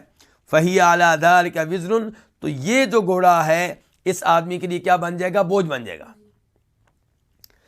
اچھا، اب یہ تفصیلات آپ نے کس کے بارے میں بتائی ہیں؟ گھوڑے کے بارے میں. تو گھوڑوں کو آپ نے کتنے حصوں میں تقسیم کیا ہے؟ 3 میں.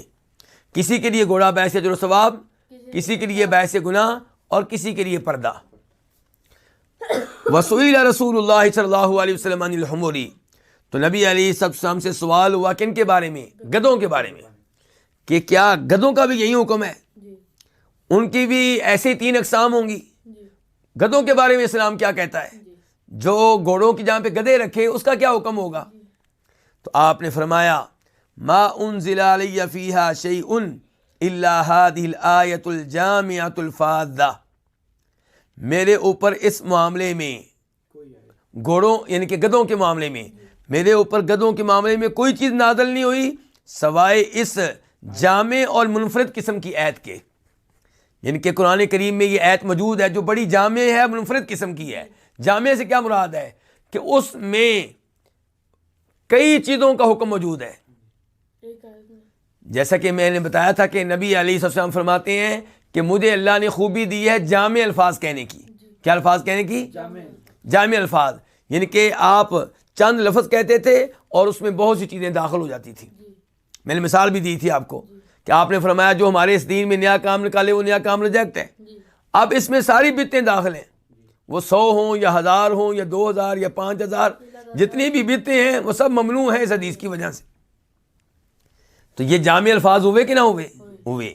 اچھا آپ کہہ رہے ہیں اب قرآن کی اس آیت کے بارے میں آپ کہتے ہیں کہ گدھوں کے معاملے میں خصوصی طور پہ میرے اوپر کوئی آیت نازل نہیں ہوئی کہ جس میں بتایا گیا ہو کہ ثواب ملے گا یا گناہ ملے گا، لیکن ہمارے پاس یہ جامع اور منفرد آیت موجود ہے کہ فَمَن يَعْمَلْ مِثْقَالَ ذَرَّةٍ خَيْرًا يَرَهُ، جو بھی ذرا بر خیر کا کام کرے گا یرہو، وہ اس کو دیکھ لے گا، اس کو پا لے گا.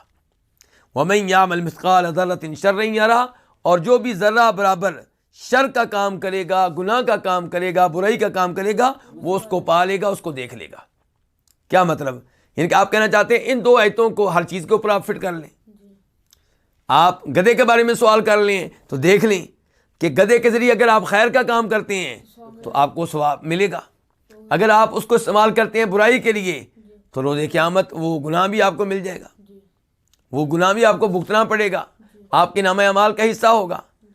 اور چونکہ آپ نے کیا کہا یہ جامع آیت ایسے ہی ہے، اس آیت کو آپ چسپاں کر سکتے ہیں موبائل پہ، اس کو آپ چسپاں کر سکتے ہیں کمپیوٹر پہ، اس کو آپ چسپاں کر سکتے ہیں اپنی گاڑی پہ. اگر آپ کا موبائل، آپ کا کمپیوٹر، آپ کی گاڑی خیر کے لیے استعمال ہو رہی ہے تو آپ کو جو ثواب ملے گا اس کمپیوٹر کی وجہ سے، موبائل کی وجہ سے، گاڑی کی وجہ سے. اور اگر آپ کی یہ تینوں چیزیں یا اس جیسی دیگر چیزیں استعمال ہو رہی ہیں شر کے لیے، آپ ان کا غلط استعمال کر رہے ہیں، گاڑی پہ بیٹھ کے آپ جاتے ہیں بدکاری کرنے کے لیے، جوا کھیلنے کے لیے، میوزک سننے کے لیے، اور موبائل آپ نے رکھا ہوا ایسے کاموں کے لیے، تو پھر یہ موبائل، یہ کمپیوٹر اور یہ گاڑی آپ کے لیے وبال بن جائے گی. تو نام اعمال میں یہ گناہ موجود ہوگا. تو آپ علیہ السلام نے بڑا عظیم اصول بتا دیا اسلام کا.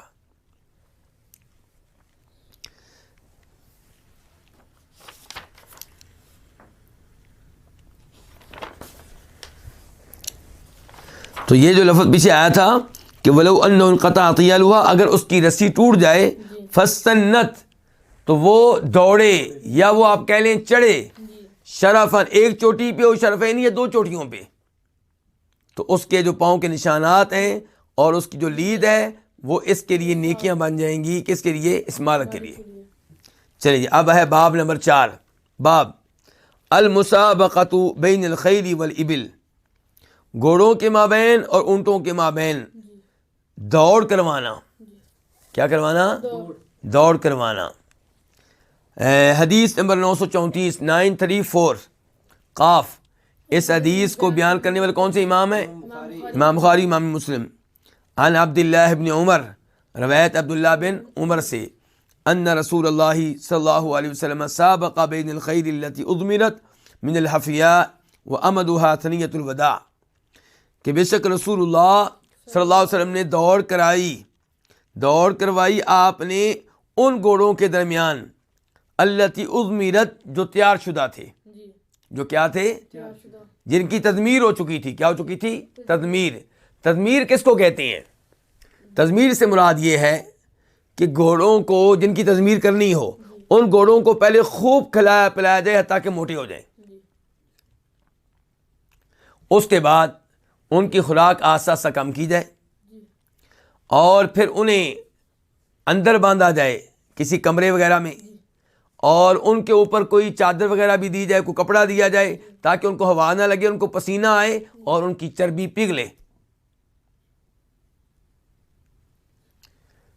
تو اس انداز سے جب ان کی چربی پگھلے گی تو یہ گھوڑا باقی گھوڑوں کے مقابلے میں کہیں زیادہ تیز رفتار ہوگا.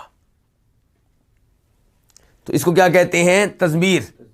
یعنی کہ وہ گھوڑے جن کی تضمیر ہو چکی، جو تیار تھے، جو ٹرین ہو چکے تھے. تو عبداللہ بن عمر کہتے ہیں کہ بے شک رسول اللہ صلی اللہ علیہ وسلم نے سابقہ دوڑ کروائی ان گھوڑوں کے مابین التی اضمرت، جو تیار کیے جا چکے تھے، جن کی تضمیر ہو چکی تھی. دوڑ کروائی کہاں سے؟ من الحفیاء، مقام حفیاء سے لے کر، وَأَمَدُهَا ثَنِيَّةُ الْوَدَاعِ، اور ان کی جو تھی منزل جہاں پہنچنا تھا، منزل مقصود، انتہا، وہ کیا تھی؟ ثنیۃ الوداع. وہ کون سی جگہ تھی؟ ثنیۃ الوداع. یہ تقریباً 5-6 میل بنتے ہیں. نبی علیہ السلام کے زمانے کے لحاظ سے 5-6 میل، آج کل کے لحاظ سے نہیں، کیونکہ آج کل کے میل نبی علیہ السلام کے زمانے کی میل سے مختلف ہیں. وسابق بین الخیل التی لم تضمر من الثنیۃ الی مسجد بنی زریق، اور آپ نے دوڑ کروائی ان گھوڑوں کے مابین جن کی تضمیر نہیں ہوئی تھی، جو تیار شدہ نہیں تھے، ان کی دوڑ کروائی من الثنیہ یعنی کہ ثنیۃ الوداع سے لے کے مسجد بنی زریق تک، اور یہ تقریباً 1 میل بنتا ہے. یہ کیا بنتا ہے؟ تقریباً 1 میل. وَأَنَّ عَبْدَ اللَّهِ بْنَ عُمَرَ كَانَ فِي مَنْ سَابَقَ بِهَا، اور بے شک عبداللہ بن عمر ان میں تھے جنہوں نے دوڑ میں حصہ لیا، جنہوں نے گھوڑے دوڑائے. تو عبداللہ بن عمر ان میں شامل تھے، انہوں نے بھی اس دوڑ میں حصہ لیا تھا.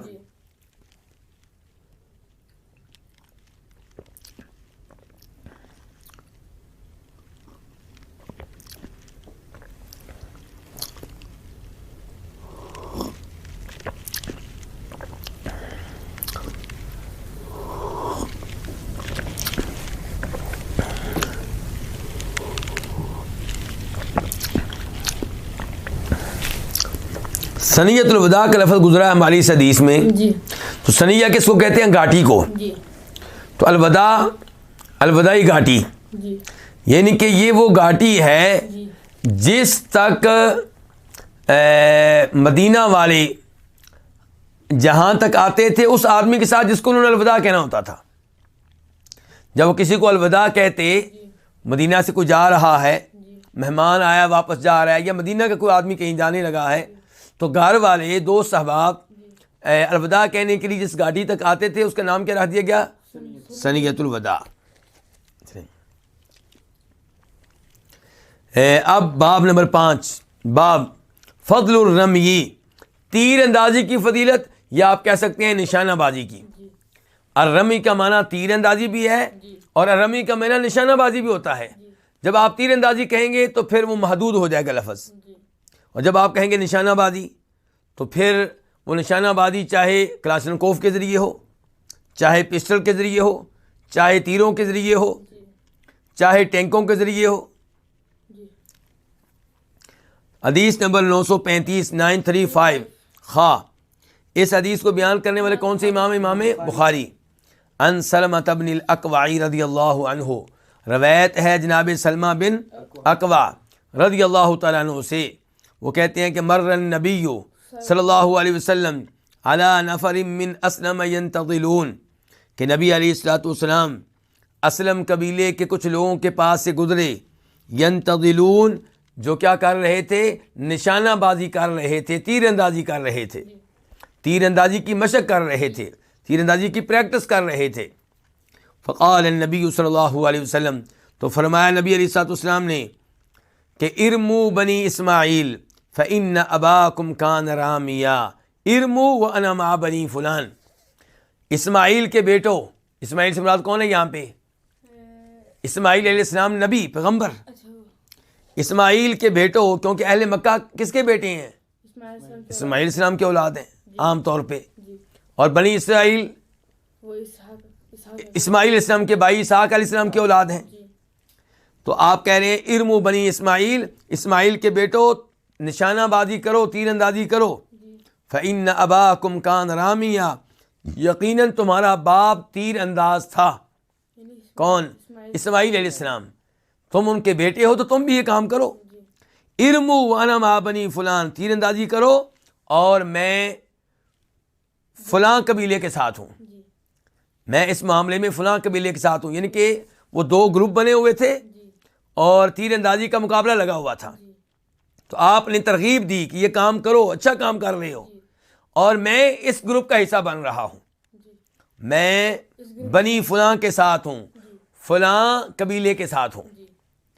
قال، راوی کہتے ہیں، راوی کون ہے؟ سلمہ بن اکوع، کہ فَأَمْسَكَ أَحَدُ الْفَرِيقَيْنِ بِأَيْدِيهِمْ، دونوں گروہوں میں سے ایک نے اپنے ہاتھ روک لیے، تیر اندازی روک دی، مزید تیر اندازی کرنے سے انکار کر دیا. فقال رسول اللہ صلی اللہ علیہ وسلم، تو فرمایا نبی علیہ الصلوۃ والسلام نے، ما لکم لا ترمون، تمہیں کیا ہے تم تیر اندازی نہیں کرتے؟ قالوا، کہنے لگے کیف نرمی وانت معہم، ہم کیسے تیر اندازی کریں جبکہ آپ ان کے ساتھ ہیں؟ یعنی کہ ہم ان پہ تیر برسائیں جبکہ آپ ان کے ساتھ ہیں، آپ سے مقابلہ کریں ہم۔ فقال النبی صلی اللہ علیہ وسلم، تو فرمایا نبی علیہ السلام نے، ارمو، تیر اندازی جاری رکھو، تیر اندازی کرو، فانا معکم کلکم، میں تم سب کے ساتھ ہوں، میں ان کے ساتھ بھی ہوں، ان کے ساتھ بھی ہوں، میں کسی گروپ کا حصہ نہیں ہوں۔ اب یہاں پہ لفظ آپ کیا بول رہے ہیں؟ معا کا، معیت کا، کہ میں تم سب کے ساتھ ہوں۔ اب ظاہر ہے نبی علیہ السلام ایک وقت میں ایک گروہ کے ساتھ کھڑے ہوں گے، یہ نہیں ہو سکتا کہ ایک ہی وقت میں ان کے ساتھ بھی کھڑے ہوں، ان کے ساتھ بھی کھڑے ہوں۔ تو میں کئی دفعہ بتا چکا ہوں، معیت سے یہ لازم نہیں آتا کہ جو معیت ہے، جو ساتھ ہے، وہ جسمانی طور پہ ہو، ایسا لازم نہیں آتا۔ تو جب اللہ تعالیٰ کہتے ہیں کہ میں تمہارے ساتھ ہوں، اللہ تعالیٰ کیا فرماتے ہیں؟ میں تمہارے ساتھ ہوں، وَهُوَ مَعَكُمْ، تمہارا رب تمہارے ساتھ ہے۔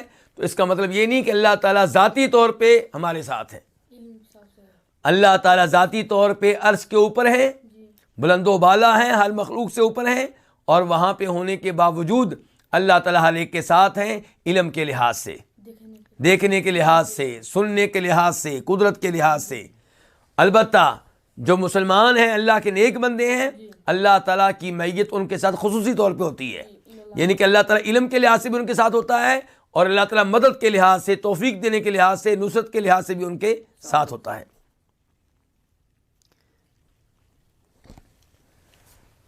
حدیث نمبر 936، 936 میم، یعنی کہ اس حدیث کو روایت کرنے والے امام کون ہے؟ امام مسلم۔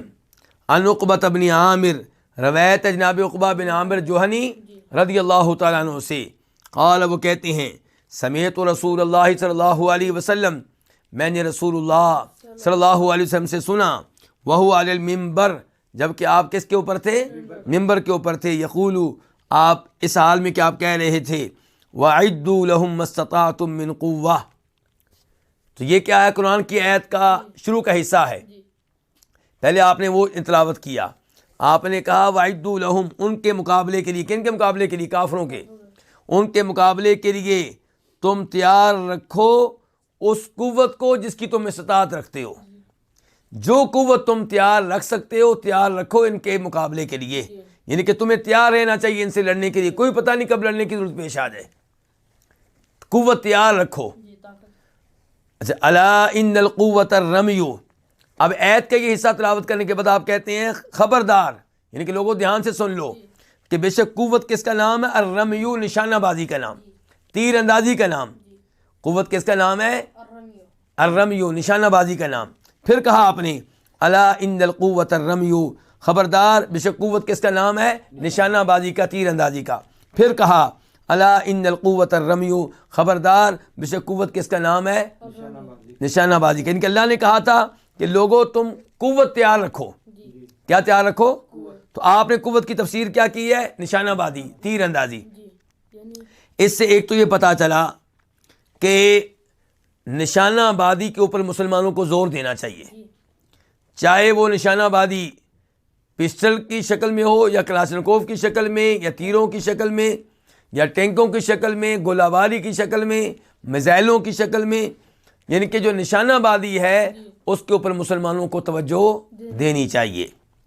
دوسرے نمبر پہ پتہ چلا کہ اللہ نے جو کہا کہ قوت تیار رکھو، اس قوت میں سب سے اہم چیز جو داخل ہوتی ہے وہ کیا ہے؟ نشانہ بازی، تیر اندازی، اور کوئی بھی نشانہ بازی۔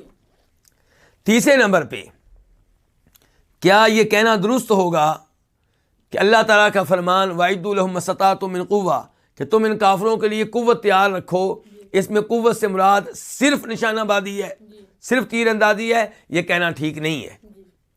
کئی لوگ یہ کہتے ہیں کہ نبی علیہ السلام نے تفسیر کر دی، آپ نے بتا دیا کہ قوت سے مراد تیر اندازی ہے، تو کہانی ختم۔ یعنی کہ اس کا مطلب یہ ہے کہ گھوڑا رکھنا اس میں داخل نہیں ہوگا اس آیت میں۔ جب اللہ تعالیٰ کہہ رہے ہیں کہ قوت تیار رکھو تو اس میں گھوڑا داخل نہیں ہوگا، باقی اسلحہ داخل نہیں ہوگا، تلوار اس میں داخل نہیں ہوگی، بس اس میں کیا داخل ہوگا؟ نشانہ بازی۔ جبکہ صحیح بات یہ ہے کہ نبی علیہ الصلوۃ والسلام کی تفسیر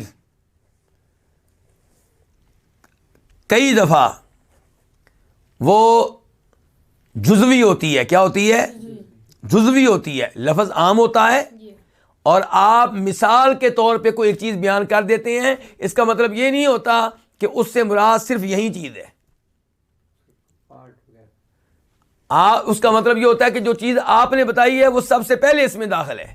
تو جب آپ نے کہہ دیا خبردار قوت کیا ہے؟ رمی ہے، نشانہ بازی ہے، تیر اندازی ہے، اس کا مطلب ہے کہ قوت میں سب سے پہلے جو چیز داخل ہوتی ہے وہ نشانہ بازی ہے، تیر اندازی ہے. ورنہ قوت کا لفظ جو ہے یہ نکرہ ہے. تو ہر وہ چیز جو جنگ میں کام آئے وہ اس میں داخل ہے. کوئی بھی جو آپ کے ذہن میں آتی ہے وہ اس میں کیا ہے؟ وہ اس میں داخل ہے. تو آپ کی تفسیر کا نام لے کر اس لفظ کو محدود کرنا مناسب نہیں ہے. لفظ عام ہے، نکرہ ہے، وہ عام ہی رہے گا اور اس میں ہر وہ چیز داخل ہوگی جس کو قوت کہا جا سکتا ہے. لیکن جو چیز نبی علیہ السلام نے بیان کی ہے وہ سب سے پہلے داخل ہوگی. تو یہ تفسیر کا اصول بھی ہے جو میں نے آپ کو بتایا ہے. تو اللہ رب العزت سے دعا ہے اللہ تعالی ہمیں قرآن حکیم سمجھنے کی توفیق دے اور اپنے نبی علیہ الصلوۃ والسلام کی احادیث سمجھنے کی، انہیں جاننے کی، انہیں پڑھنے کی، ان پہ عمل کرنے کی توفیق عنایت فرمائے اور کمیاں کوتاہیاں نظر انداز فرمائے. اللہ تعالیٰ تمام مسلمان مریضوں کو شفا دے، جو پریشان ہیں ان کی پریشانیاں دور فرمائے. یا اللہ جتنے بھی مسلمان پریشان ہیں ان کی پریشانیاں دور فرما. جن کے پاس رزق کی کمی ہے انہیں رزق حلال دے. جن کے پاس کوئی ملازمت نہیں ہے، جاب نہیں ہے، یا اللہ انہیں ملازمت دے، جاب دے. یا اللہ جن کے پاس اولاد نہیں ہے انہیں نیک اولاد دے. یا اللہ ہم سب کو دین کے لیے کام کرنے کی توفیق دے، ہمیں بھی ہماری اولاد کو بھی، اور ہمیں صحت و تندرستی سے نواز، ذلت و رسوائی سے محفوظ فرما. یا اللہ مسلمانوں کو پوری دنیا میں غلبہ دے. جو فوت ہو چکی ہیں یا اللہ ان پہ اپنی رحمتیں برکتیں نازل فرما، انہیں ہر طرح کے عذاب سے محفوظ فرما. وآخر دعوانا الحمد للہ رب العالمین.